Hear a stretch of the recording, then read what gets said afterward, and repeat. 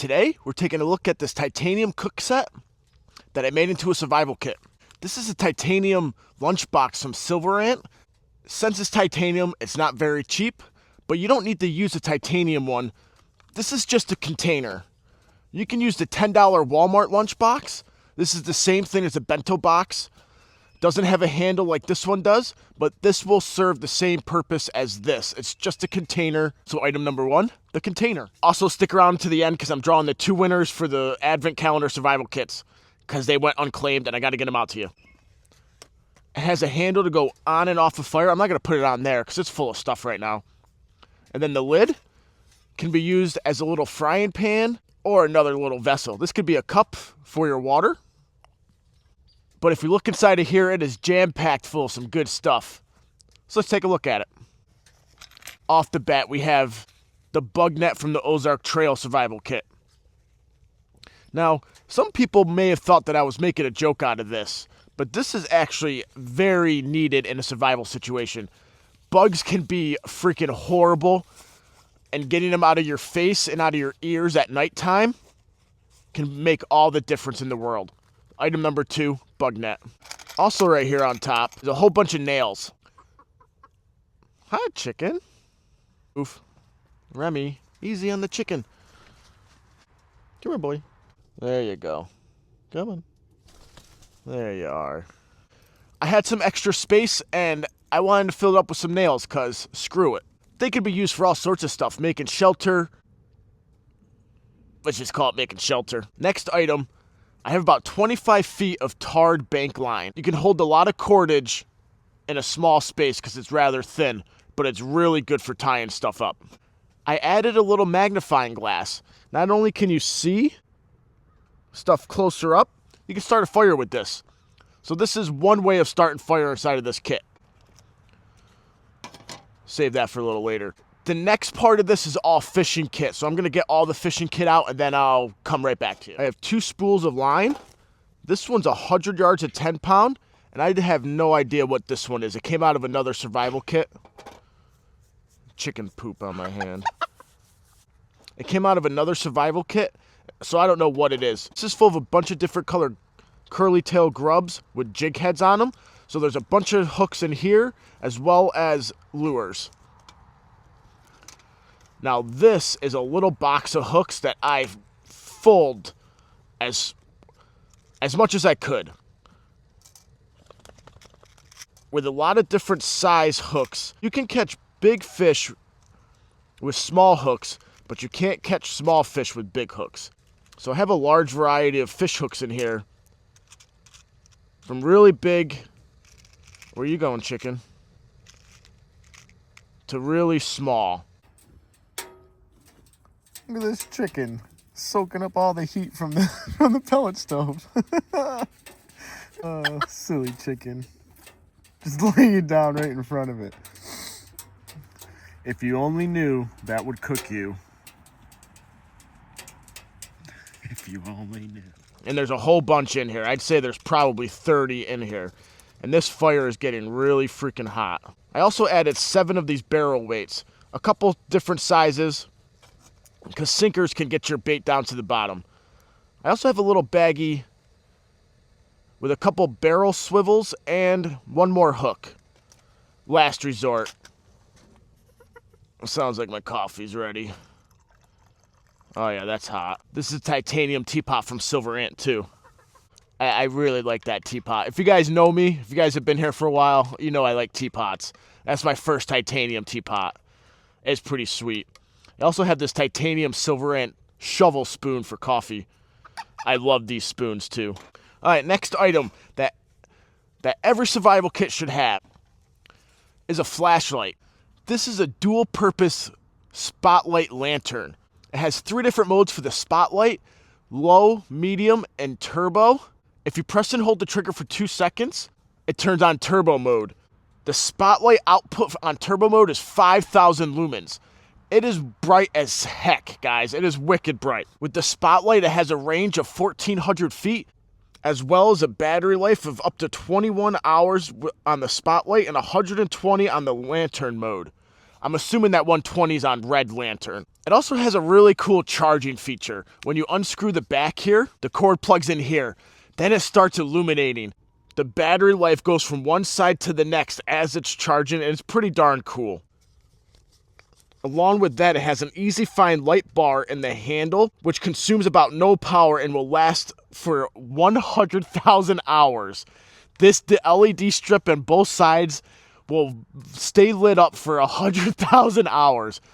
It's actually very convenient. I leave this in my living room, which is the closest room to my chicken coop. And if I ever need it to go outside and see what's going on at nighttime, I know exactly where it is from this light bar on the side. It has an IXP8 waterproof rating, so this thing can go into 40 feet of water. I've used this on a couple camping trips so far, and I really like the whole lantern part of it. It's very nice that it has a separate button in the back for the lantern. You don't have to flip through all the spotlight modes to get to the lantern. It's got its own on and off switch.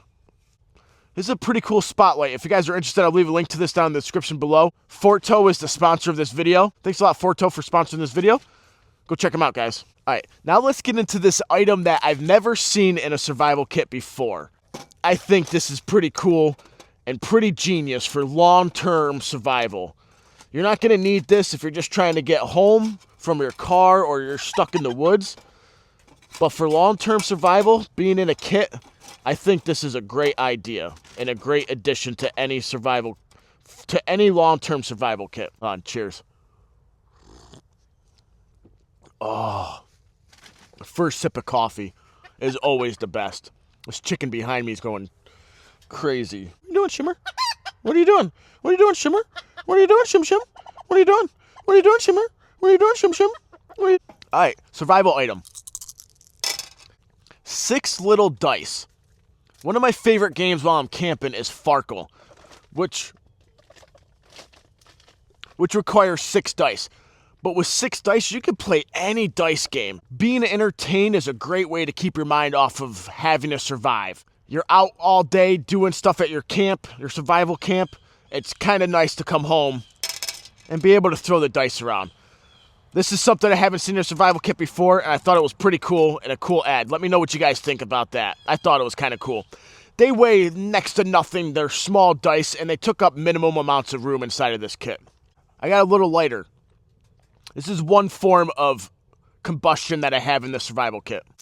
I also have 3 wax twine fire starters. Being able to light a fire wicked easy is always a plus. Say stuff is wet. You never know when you're going to have to survive. It could be a snowstorm, a rainstorm, a windstorm.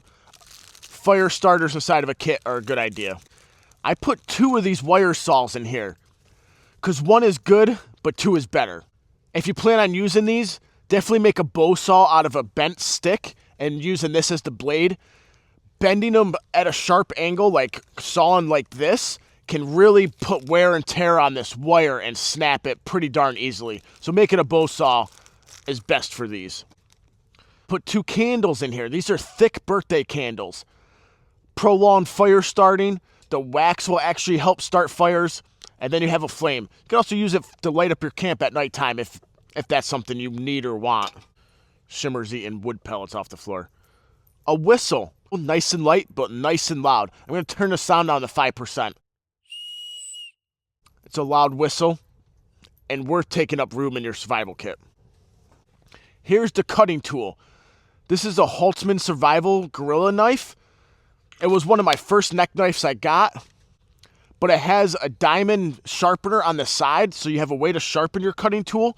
It also has a ferro rod, so here is another form of combustion. And this ferro rod works pretty darn well. I had them separate because with the sheath on, it doesn't fit in here, but taking it apart is not a problem. Got 4 more pieces of kit in here. 2 survival blankets. 1 for a shelter, 1 for a blanket. 1 for you, 1 for somebody else. Or 2 for your kids, and you suffer. Survival blankets are cheap enough that I feel like they need to be in every survival kit, and they can really be the difference between surviving and dying. Tina's going after... Go get Tina. Go get Tina. Go get Tina. Tina's going after a chicken. Hi, Nechosaurus. Hi, Nechosaurus. What are you doing, girl? There's Tina.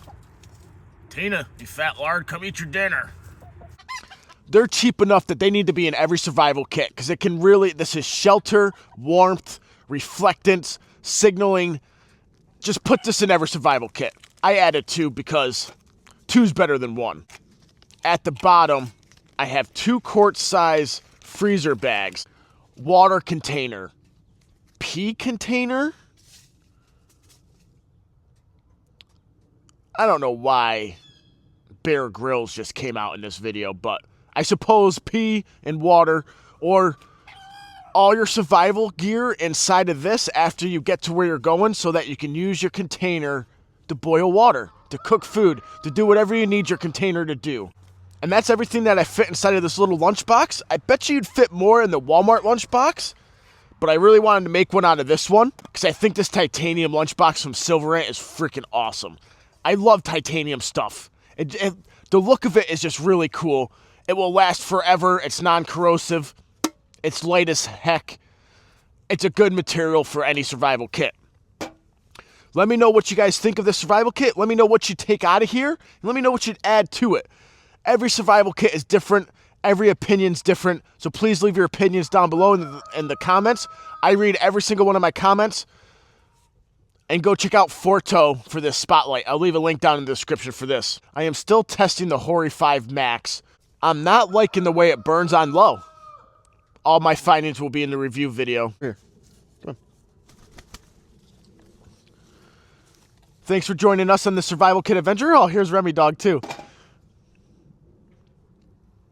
See you guys next week. Bak! Bak, bak! Bak, bak, bak, bak, bak! Oh, no! I need to draw the winners of the calendar again. They weren't claimed. I have to get these out to you because it's almost December.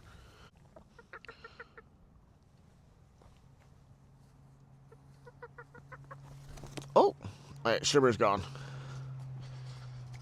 I'm pulling you guys right in here with me because it's cold out. Here we go.